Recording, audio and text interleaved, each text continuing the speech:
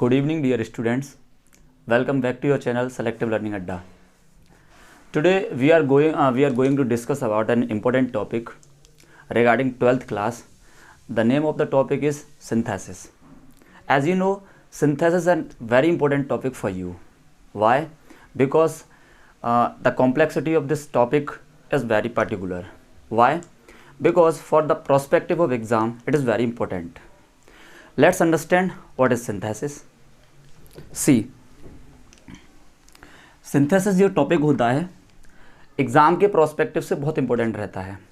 जैसे हमारा answer writing हुआ, ठीक, इसके अलावा जो हमारी रीडिंग स्किल है उसको डेवलप करने के लिए, and we can say many other for English में अगर हम देखेंगे कि हमें आंसर राइटिंग को अच्छे से इम्प्रूव करना है, उसको डेवलप करना है, ठीक है, और भी बहुत सी बातें हैं जो जहाँ पर हम सिंथेसिस का यूज़ करते हैं।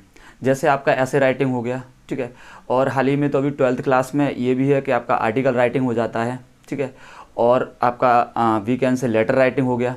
तो बहुत सारे जो राइटिंग स्किल वाले टॉपिक्स हैं वो सब सिंथेसिस से क्लियर होते हैं।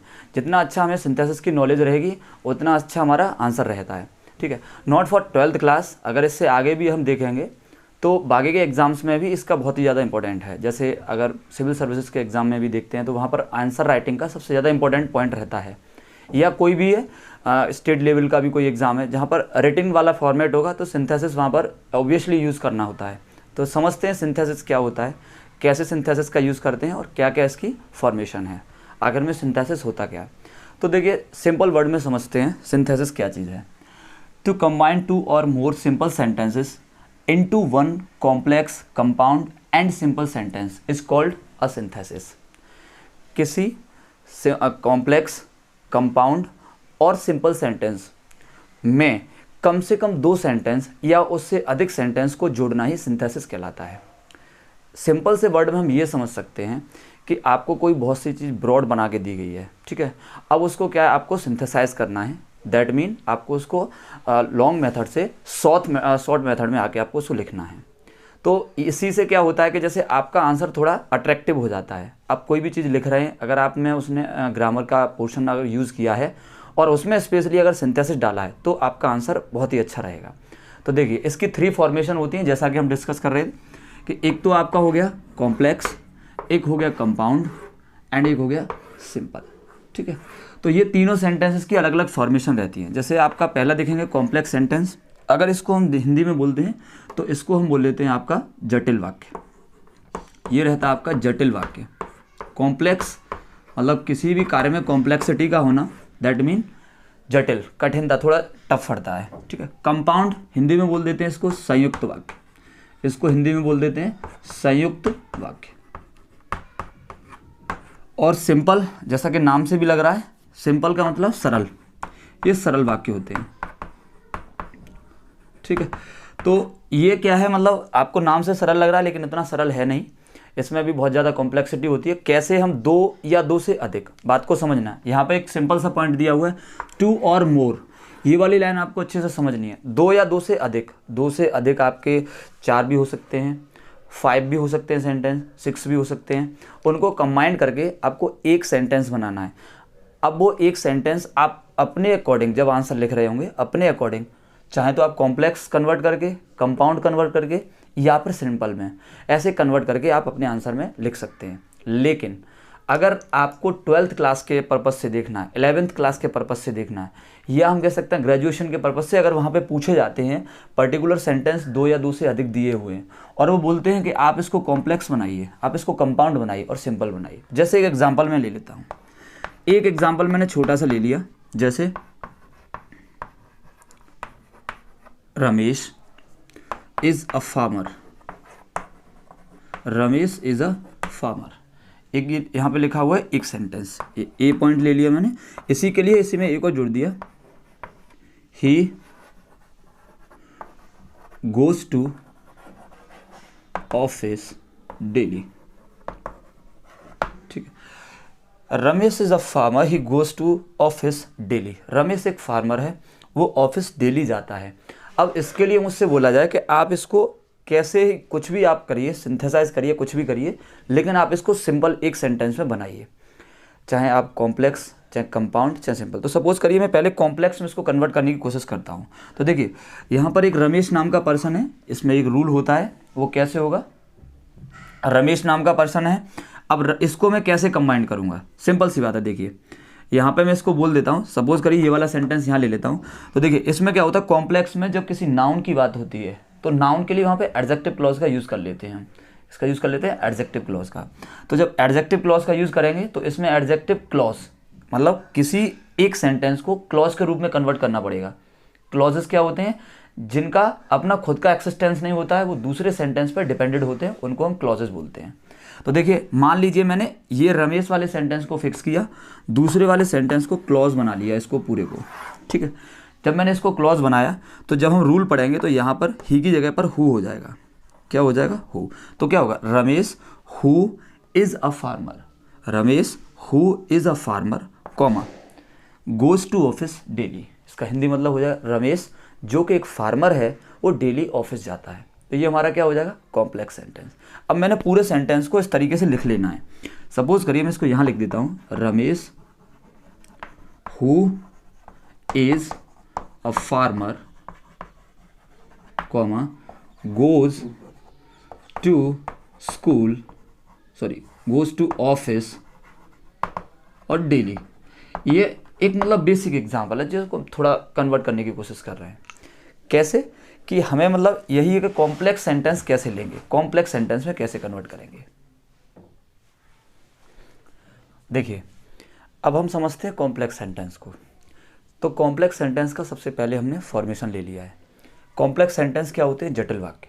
थोड़ा सा इसके बारे में समझाते हैं। इसमें कम से कम 2 क्लॉजेस होते हैं, एक आपका प्रिंसिपल क्लॉज और दूसरा आपका होता है सबऑर्डिनेट क्लॉज, ठीक है। अब प्रिंसिपल क्लॉज और सबऑर्डिनेट क्लॉज, आखिर में क्लॉज होता क्या है। तो देखिए क्लॉज एक वाक्य का ही पार्ट होता है, ठीक है, जिसको हिंदी में बोलते हैं उपवाक्य। जैसे प्रेसिडेंट और वाइस प्रेसिडेंट, ऐसे ही सेंटेंस और क्लॉज। तो क्लॉज क्या होता है, उपवाक्य, ठीक है। क्लॉजेस क्या है, 3 टाइप्स के होते हैं, ठीक है। एक प्रिंसिपल क्लॉज, सबऑर्डिनेट क्लॉज और कोऑर्डिनेट क्लॉज। तो इसमें 2 टाइप के ही क्लॉज आपके आते हैं, एक प्रिंसिपल और एक सबऑर्डिनेट। तो जब हम कॉम्प्लेक्स सेंटेंस बनाते हैं तो उसमें हम क्या है, ज़्यादातर सबऑर्डिनेटिंग कंजक्शंस का ही यूज़ करते हैं। सबऑर्डिनेटिंग कंजक्शंस का यूज़ करके हम एक कॉम्प्लेक्स सेंटेंस बनाएंगे। तो देखिए सबऑर्डिनेटिंग कंजक्शंस क्या रहेंगे, वो 3 टाइप के रहेंगे। Number 1 noun clause, adjective clause और एडवर्ब क्लॉज, ठीक है। अब हम सबसे पहले नाउन क्लॉज के बारे में डिस्कस करते हैं। ध्यान रखना कॉम्प्लेक्स सेंटेंस जब भी हम बनाएंगे सबऑर्डिनेटिंग कंजक्शन आएंगे, 2 क्लॉज होंगे उसमें, प्रिंसिपल और सबऑर्डिनेट, ठीक है। तो जो हमें मेनली यूज़ करना है उस पॉइंट को हम पहले हाईलाइट करते हैं। मेनली क्या यूज़ करना है हमें, मेनली हमें यूज़ करना है नाउन क्लॉज, ठीक है। नाउन क्लॉज में हम क्या करेंगे, जैसा कि मैंने बताया इसमें क्या है, हम कंजक्शन का यूज़ करेंगे। आई होप आप लोग जानते होंगे कंजक्शंस क्या होते हैं, क्योंकि अगर कंजक्शंस आपको नहीं आते हैं तो आपके सामने एक सिंथेसिस को कंबाइन करने की एक बहुत बड़ी प्रॉब्लम रहेगी। कंजक्शंस क्या होते हैं, एक हुक का काम करते हैं। जैसे ट्रेन में आप देखते हैं इंजन को और डिब्बे को जोड़ने के बीच में एक हुक लगाया जाता है, उसको भी कंजुगेटर बोलते हैं, ठीक है। तो यहाँ पर ये क्या करता है, कंजक्शन का काम करता है, मतलब वो 2 चीज़ों को जोड़ेगा। तो कॉम्प्लेक्स सेंटेंस में जो भी कंजक्शन आएंगे वो सबऑर्डिनेटिंग कंजक्शन होंगे। दैट मीन 2 सेंटेंस लिखे होंगे, उनको जोड़ने के लिए कोई तीसरा वर्ड आपको अपनी तरफ से लिखना पड़ेगा। तीसरा वर्ड अपने माइंड में से 2 सेंटेंस को जब जोड़ेंगे अलग से कोई एक लेके आएंगे और वो जोड़ देंगे। तो वो क्या है, देखो सबसे पहला हम पढ़ते हैं नाउन क्लॉज में दैट, इफ़ या वेदर, ठीक है। इसके अलावा वॉट, ठीक है। ऑल WH फैमिली वर्ड, जितने भी WH फैमिली के जो वर्ड होते हैं वो सभी वर्ड यहाँ पर यूज़ किए जाने वाले हैं, सभी वर्ड। तो जिसमें से पहला हम दैट के बारे में पढ़ते हैं।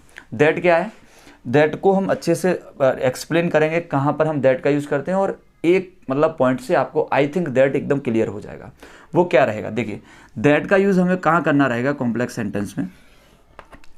दैट के यूज़ के लिए यहाँ हम इधर समझ लेते हैं, सिंपल सी बात कि देखिए जब कम से कम 2 सेंटेंस दिए होंगे, सिंपल सी बात है क्योंकि 2 और मोर सिंपल सेंटेंसेस, तो पहले 2 सेंटेंस को समझते हैं।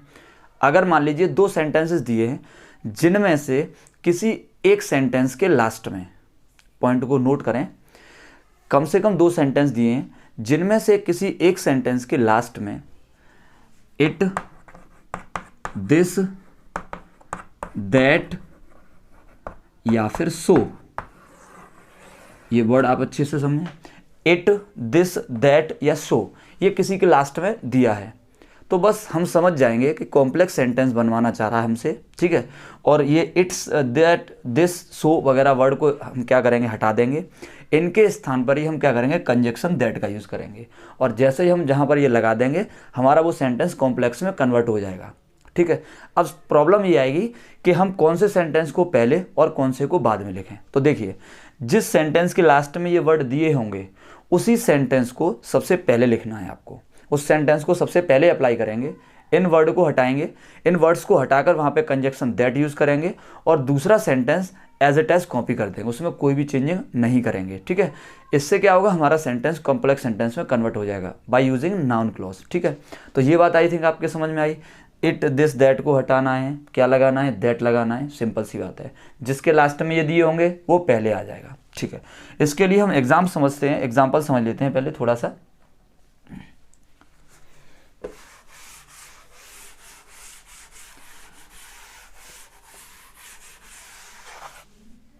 अभी एग्जाम्पल बहुत सिंपल सा है, तो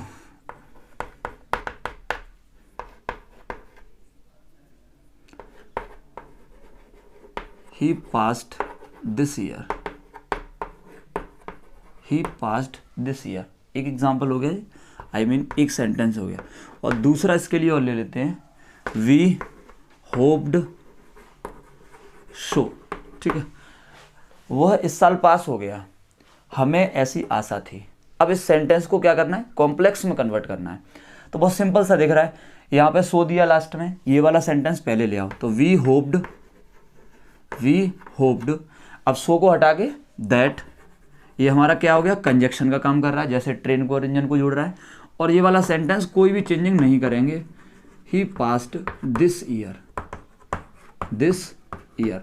अब इसमें आप समझ सकते हैं कि कौन सा प्रिंसिपल और कौन सा सबऑर्डिनेट।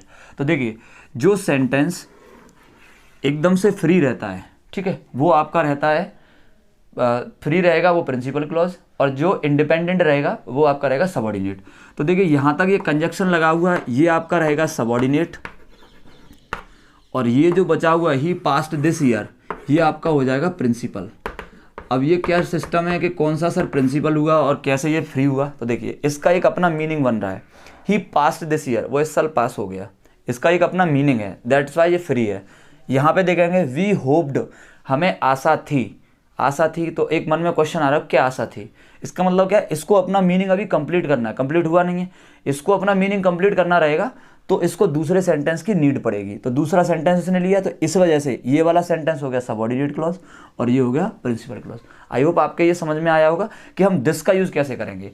तो देखो, जिस किसी सेंटेंस के लास्ट में इट, दिस, दैट दिया होगा, वहाँ पर हम सिंपली दैट कंजक्शन का यूज़ करके और कॉम्प्लेक्स सेंटेंस बना सकते हैं। लेकिन अब कहीं पर ऐसा हो जाए कि यही वर्ड आपके स्टार्टिंग में आ जाए, तो भी वहाँ पर सिंपल है।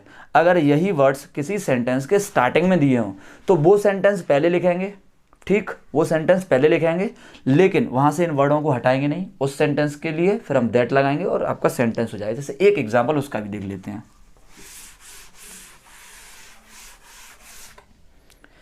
सपोज करिए